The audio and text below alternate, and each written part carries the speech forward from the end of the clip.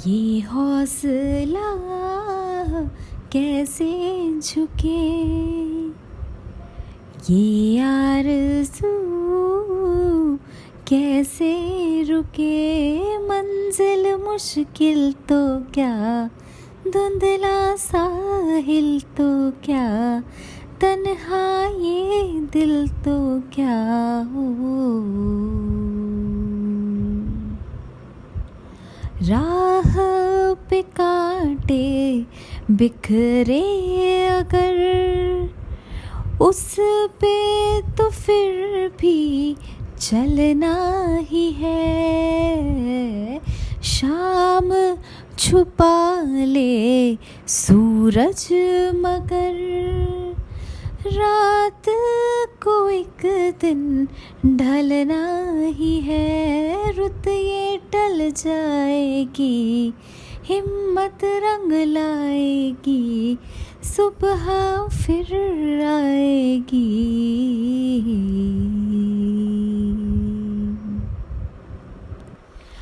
बच्चों, क्या कभी आपके मन में बदलाव लाने का ख्याल आया है, पर फिर क्या सोच के रुक जाते हो? बच्चे हो, छोटे हो, क्या कर सकते हो, यही सवाल मन में आते हैं ना। इसीलिए इस बार सोनालिका ई गुरुकुल में हम आपके लिए प्रेरणा से भरपूर 15 कहानियाँ लेकर आए हैं, जो कि if I can dream it I can do it किताब से ली गई हैं। ये ऐसे लोगों की कहानियाँ हैं जो असल ज़िंदगी में हीरो हैं। तो चलिए मिलते हैं हमारे पहले सुपर हीरो से और जानते हैं क्या है उनकी कहानी। Doctor Matthew Varghese. एक बार एक छोटा सा लड़का था, मैथ्यू। वो लोगों को बीमार देखकर उदास हो जाता था। उस मासूम से बच्चे के दिल में ख्याल आया कि वो बड़ा होकर एक डॉक्टर बनेगा, ताकि वो लोगों की बीमारियों का इलाज कर सके। उसने बहुत मेहनत की, खूब पढ़ाई की और एक अच्छा डॉक्टर बन गया। पर जब वो डॉक्टर बना तो उसे एहसास हुआ कि दुनिया में बहुत सारे विकलांग बच्चे हैं जिन पे कोई दवा असर नहीं करती। उन्होंने महसूस किया कि वो सभी बच्चे एक वायरस, पोलियो वायरस से पैरालाइज्ड थे। पैरालाइज्ड यानी स्तंभित थे।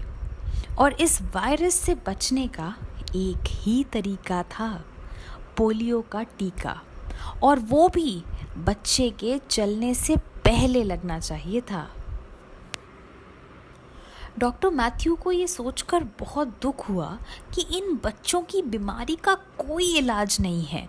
वो बच्चों को रेंगते और बिस्तर पर पड़ा हुआ नहीं देख सकते थे, और तो और उनकी आंखों में आंसू आ जाते थे ये सोच के कि ये बच्चे स्कूल तक नहीं जा सकते।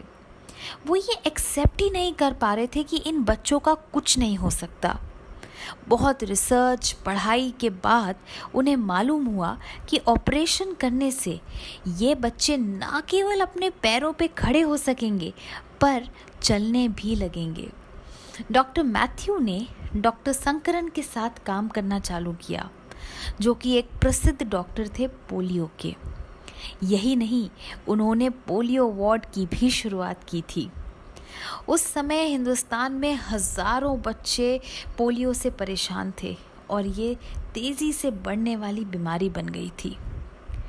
90 की दशक की शुरुआत में अकेले राजधानी दिल्ली में एक साल में 3000 से ज़्यादा बच्चे पैरालाइज थे।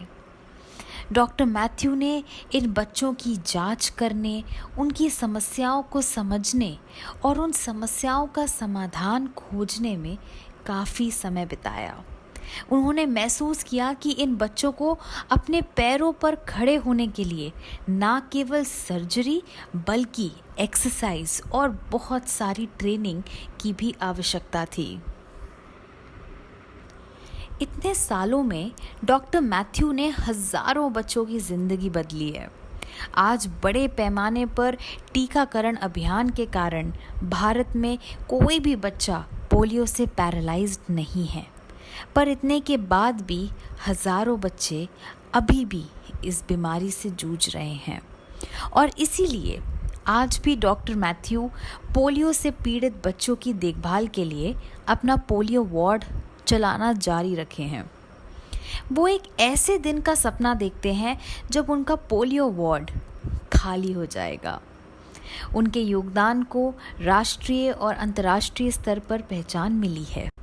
दुनिया के सबसे धनी व्यक्तियों में से एक बिल गेट्स ने भी उनके काम को सराहना दी है। और तो और बिल गेट्स ने उन्हें प्रेरित करने वाले 5 हीरोज सेविंग द वर्ल्ड में से एक का खिताब दिया है। आज मैथ्यू को सब जानते हैं, सब उनके काम को अप्रिशिएट करते हैं, पर उनमें कोई बदलाव नहीं आया है। वो पहले की तरह आज भी पोलियो से परेशान बच्चों की मदद करते हैं। ये बताता है कि वो कितने ज़मीन से जुड़े हैं, कोई घमंड नहीं है। उनके लिए उनके पेशेंट्स की स्माइल ही सब कुछ है।